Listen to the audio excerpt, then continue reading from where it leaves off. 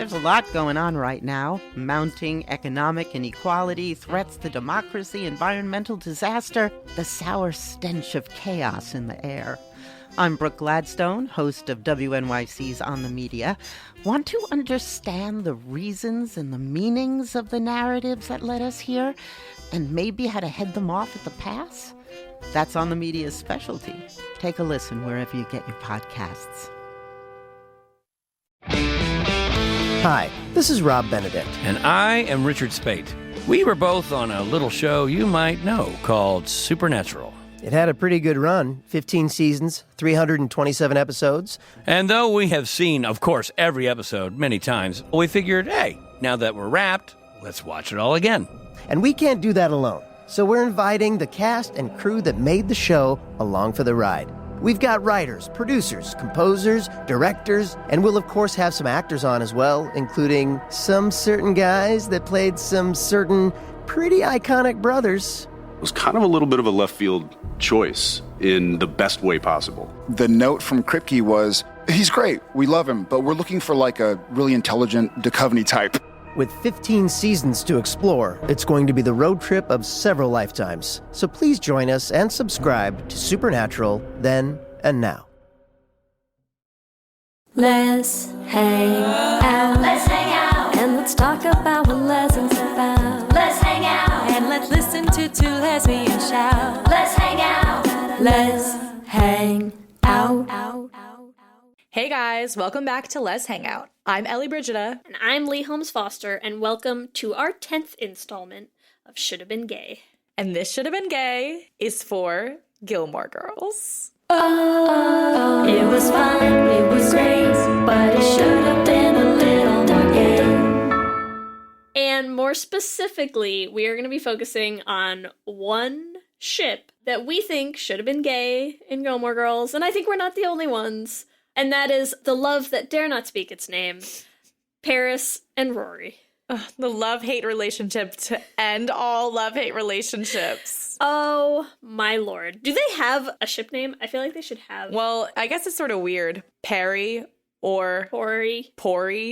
Roris. Yeah, there's nothing good in their there. names don't go together very well, so maybe that's why they didn't put them together in the show, but... Ooh, what about you could do like Paramore.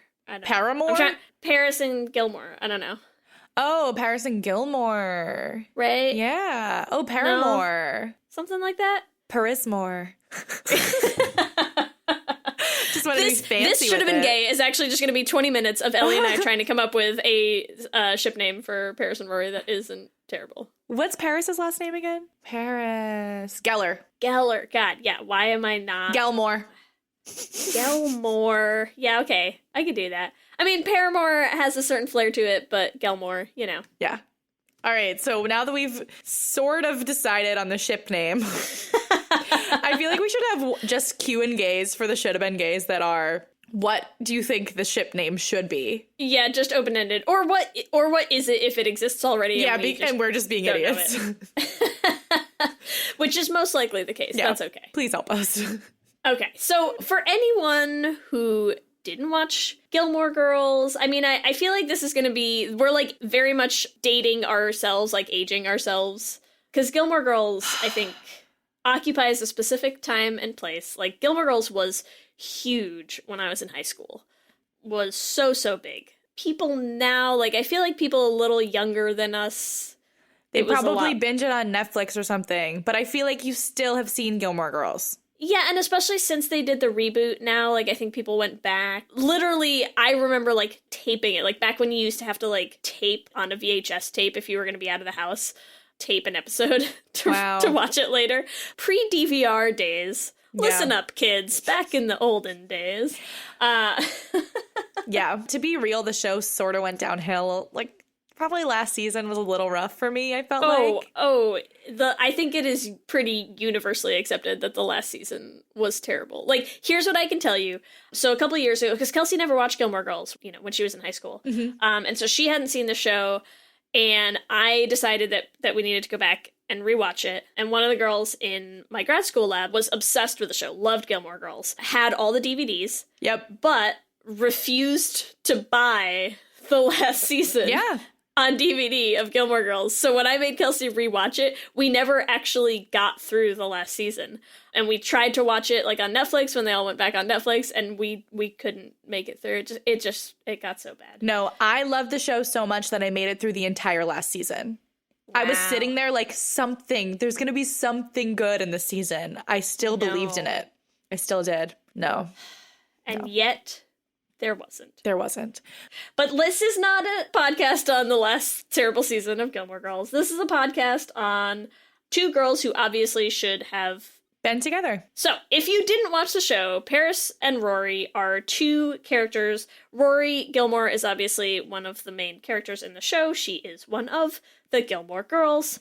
And Paris is someone that she first meets when she goes to Chilton Academy. Is it an academy? Yeah, Chilton Academy. Okay. She moves from her public school in her town to a private school, and Paris is kind of like, I'm gonna say the queen bee of the private school, but what that means is she's like the straight A, like, overachiever. Yeah, she's definitely like head of the class, on track to be valedictorian, and little Rory Gilmore comes in and is trying to dethrone her from her place at the top of the class of Chilton Academy. And so they start out with a very, very, like, contentious, combative relationship. And then over the course of the series, you know, I think they start to realize that they understand each other in a lot of ways, that they are both very smart, they are both very driven, they both have really high expectations for themselves. And so they kind of become, you know, like frenemies at first, and then they have like a ceasefire, you know, for a while, and then they end up in college as roommates, you know, living together. Roommates and gal pals. Roommates and gal pals. There's this lovely evolution of their relationship. There's a couple things that we can talk about in terms of why I think people could see this relationship working. Like, what is it that people see there, you know? Because obviously, there's something about any time that you have that initial, just raw hatred, you know? Yeah, there's a fine line between that and love, huh? Is that twisted? I don't know. They have very passionate feelings about each other right from day one, you know?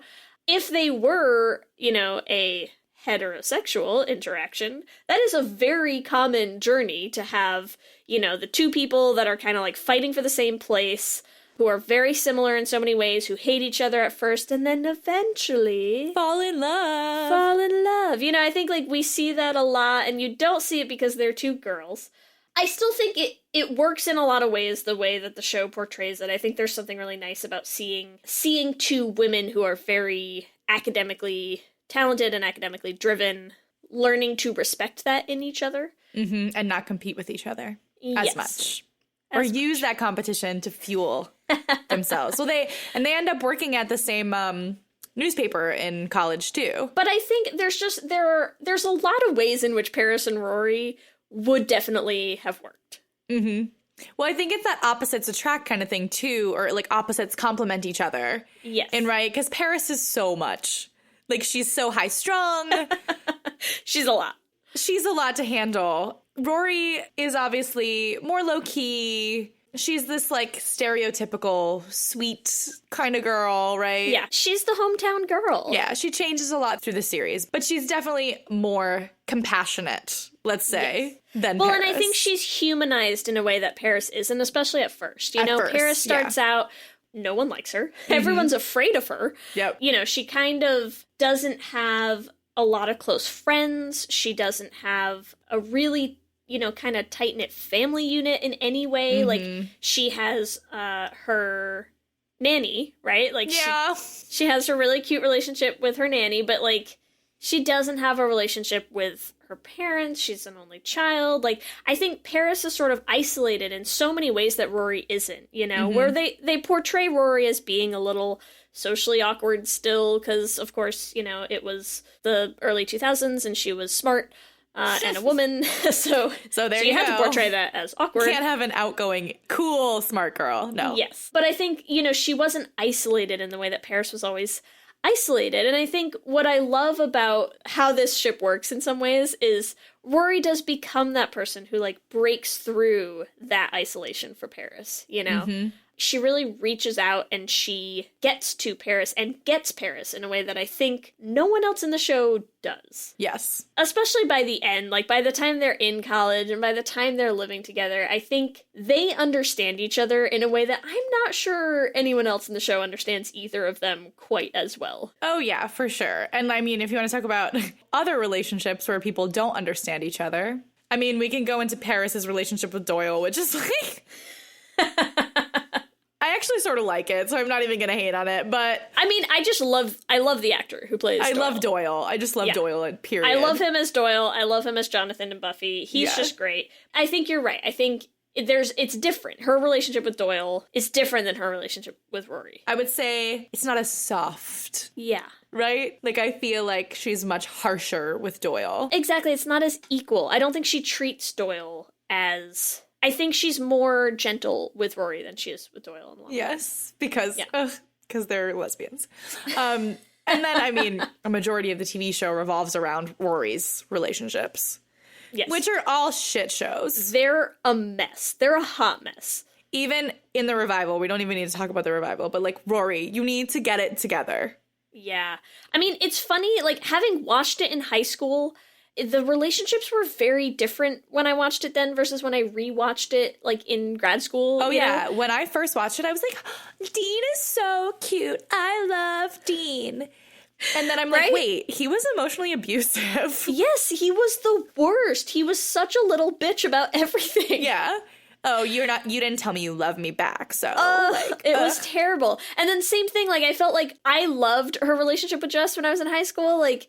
You rewatch it and I'm like, do they ever actually see each other and or have a conversation? No. It's a very weird relationship the way it's portrayed. Jess is terrible. Yeah. You know, you're like, Jess, just stop being a little shit about everything. Talk out of your whole mouth, not just the side of your mouth. Why? Yeah, and he has this whole, like, brooding kind of thing going on that, like, makes it so they let him get away with being a dick. I'm like, no. Because no one understands me. Yeah, you're tortured. No.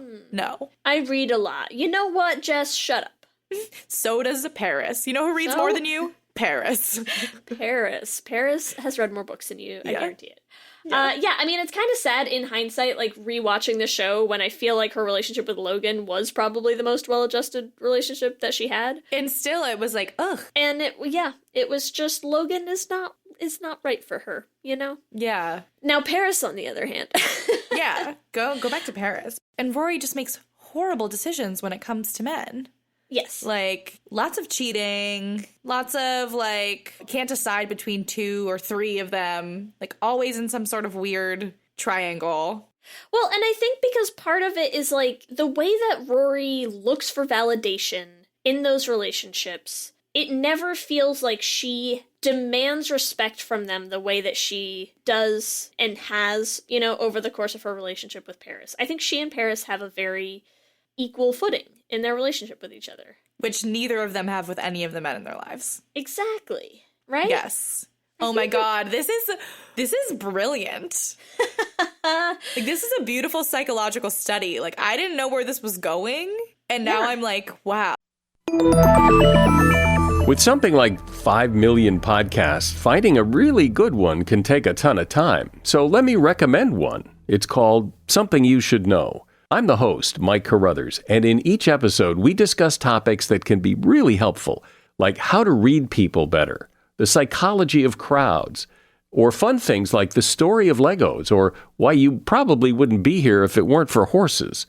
Something You Should Know is the name of it, wherever you get your podcasts. At Radiolab, we love nothing more than nerding out about science, neuroscience, chemistry. But we do also like to get into other kinds of stories. Stories about policing or politics, country music, hockey, sex, of bugs. Regardless of whether we're looking at science or not science, we bring a rigorous curiosity to get you the answers. And hopefully make you see the world anew. Radiolab, adventures on the edge of what we think we know.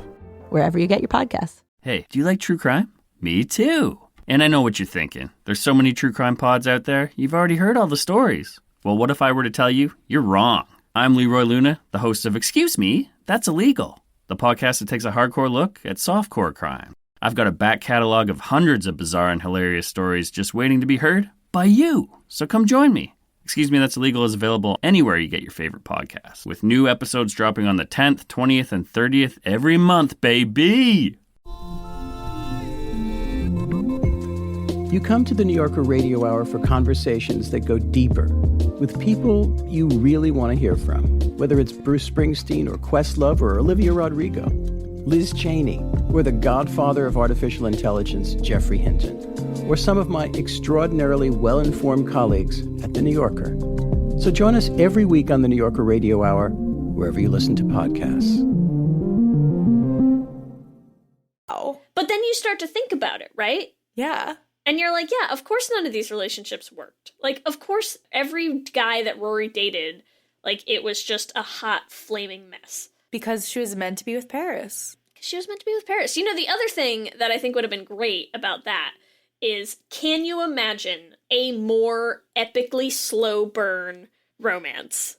Yes, please. Paris and Rory. I mean, like, think about if they actually had gotten together, like, in college or something, right? Like, think about the journey that would have been of watching that relationship progress.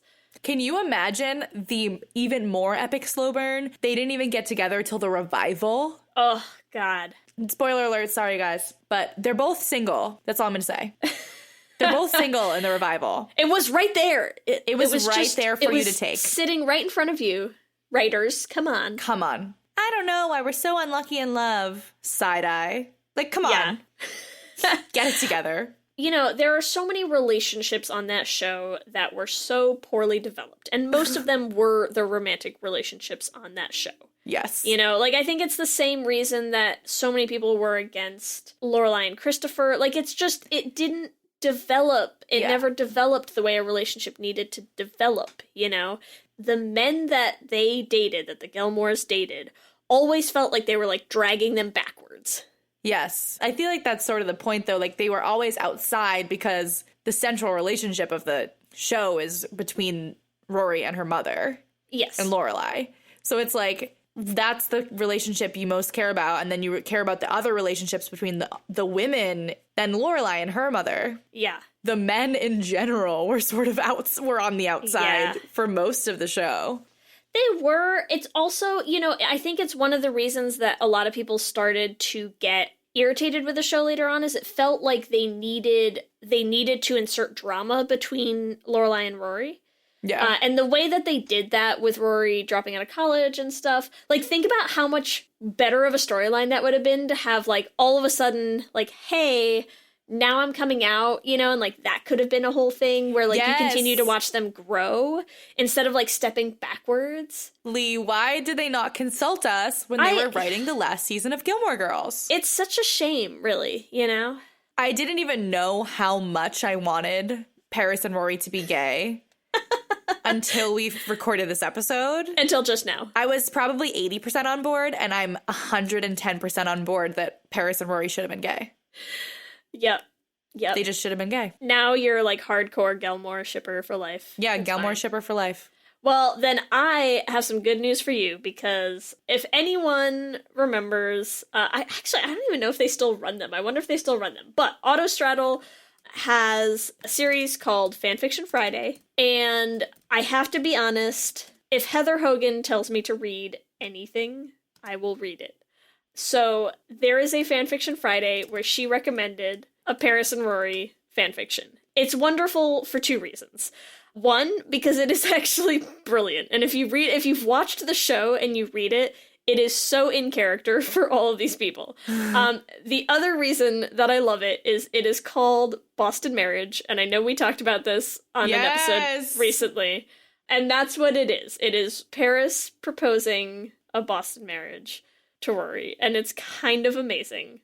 We talked about this last time, but for anyone who doesn't know, Boston Marriage, it was the term that was used basically to describe two women who lived together alone without men, you know, like in late 19th century, early 20th century frequently many of these relationships were, at the time, just unspoken lesbian relationships. Yes, which is, I guess, Paris and Rory, huh? Which is Paris and Rory. So I'm just gonna say it's cute and fluffy, and it's sort of amazing if you enjoyed the show.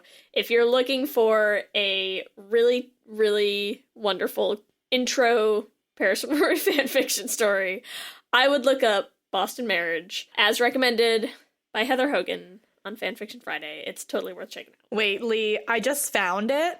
If you pull it up, there's some dialogue here. Yeah. Just the part that Heather Hogan has outlined, and I feel like we should read it. Okay. Do you want to be Paris or Rory? Have you found the article? Yeah, I'm ready. The article is Fanfiction Friday, my 10 all-time favorite femme/stories. There is a little excerpt underneath the Boston Marriage, and me and Lee are just going to read you a little blurb. You want to be Paris and I'll be Rory? I'll be Paris. All right. Are you doing the narrator as well? I guess I'll be the narrator as well, yes. Okay.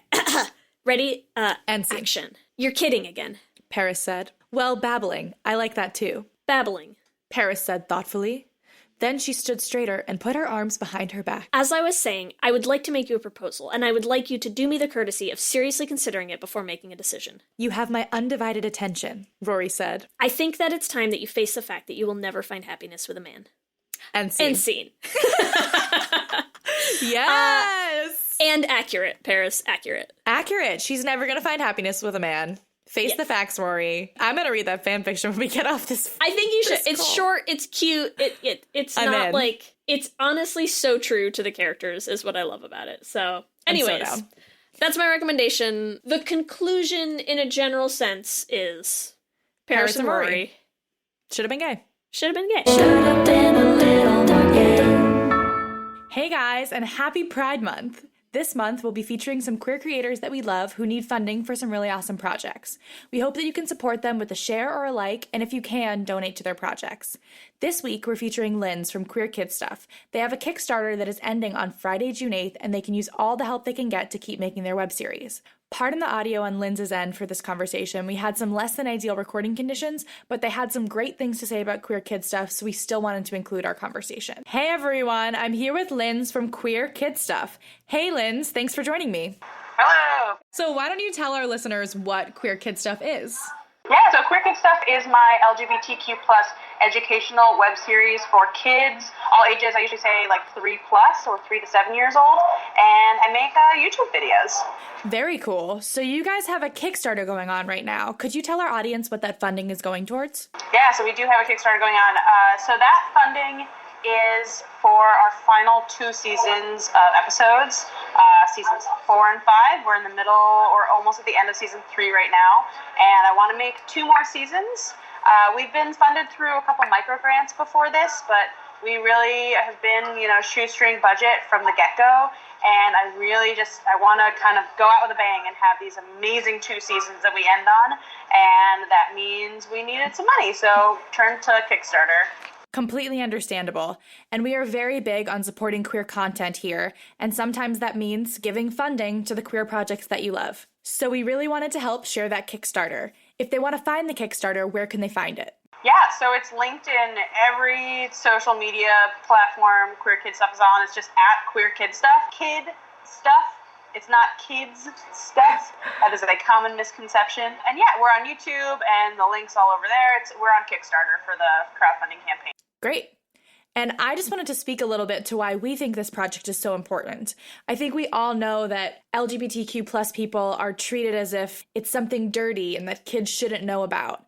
And with Queer Kid Stuff, it makes all of these LGBTQ+ people more accessible and teaches kids that it's okay to be gay, it's okay to be non-binary, it's okay to be trans, and that all of these things are normal. Yeah, there's a huge misconception among stereotype that if you're talking to kids about queerness and gayness, that you're talking to them about sex and therefore gay sex. Mm-hmm. And it's just not true. It's a misconception. And a lot of what I'm doing is kind of pulling that apart and trying to talk about queerness in terms of identity, in terms of family structure, in terms of love, romance, relationships, and particularly gender. And none of those things have to do with sex. So you can give an explanation of these things without getting into territory that isn't age appropriate.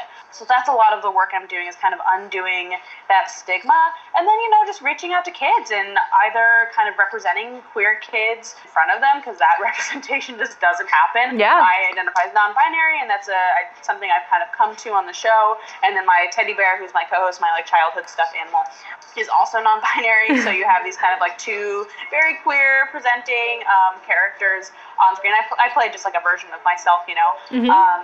And so it's getting representation in front of kids, and then this straightforward education that just doesn't really exist at all. When I was first kind of developing the idea for the show, I Googled, what does gay mean? Because a kid hears that word for the first time and is like, oh, what does that mean? And they go to Google, because that's what kids do now. And what I found was just a dictionary definition, and resources for educators and parents, but there was nothing that was actually made for young people that were any younger than middle school age. And when you're in elementary school, preschool, those are the years where you're asking questions and you're kind of developing your sense of the world. And it's really important to kind of get in there with proper information, so you don't have to unlearn something later, and that can lead to bigotry and bullying and all that stuff. So it's just kind of nipping it in the bud right there with some queer positive reinforcement and inclusion. Yes, love it. Yeah, so for all of you guys listening, that's Queer Kid Stuff. We are hoping to have them on for a full episode, but for now, we just wanted to share with you their Kickstarter. It's so important that we show our community that we support them. This is something that no one else is doing, and so important. So thank you so much for listening. If you want to find the Kickstarter, you can find it at Queer Kid Stuff. Queer Kid Stuff and Kickstarter, or go on any of our social media. We're posting about it plenty. So. Great. Thank you so much for joining me, and good luck with the Kickstarter. We're rooting for you. Thank you. Of course. And as a reminder, if you want to find some things that are actually gay, you can find us at Let's Hang Out Pod on all the social medias, Instagram, Twitter, and Facebook. Or you can email us at letshangoutpod@gmail.com. Let us know if you have other topics, other things that you think should have been gay. We want to hear about them. And if you're enjoying the podcast, you can support us at patreon.com/letshangout and get access to some fun perks. You can also check out our merch. You can find our store at bit.ly/lesshop. And we have some really awesome new Pride designs up on there that I'm so excited about. You can get our Rainbow Les tank top, which I already have, definitely wearing it for Pride.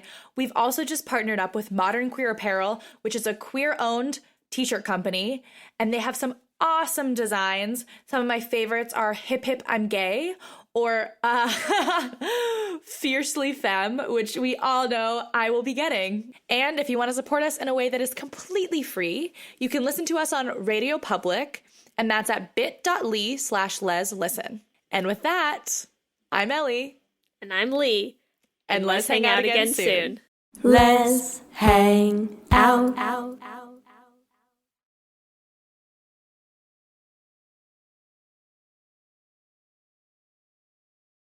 What's up, everyone? It's Noah Daniels. Hey, y'all. I'm JJ. Hey, guys. It's Kat. And we're your hosts of the Real Hauntings podcast, where we bring on guests who share their first-hand encounter ghost stories and supernatural experiences. Now on to the trailer.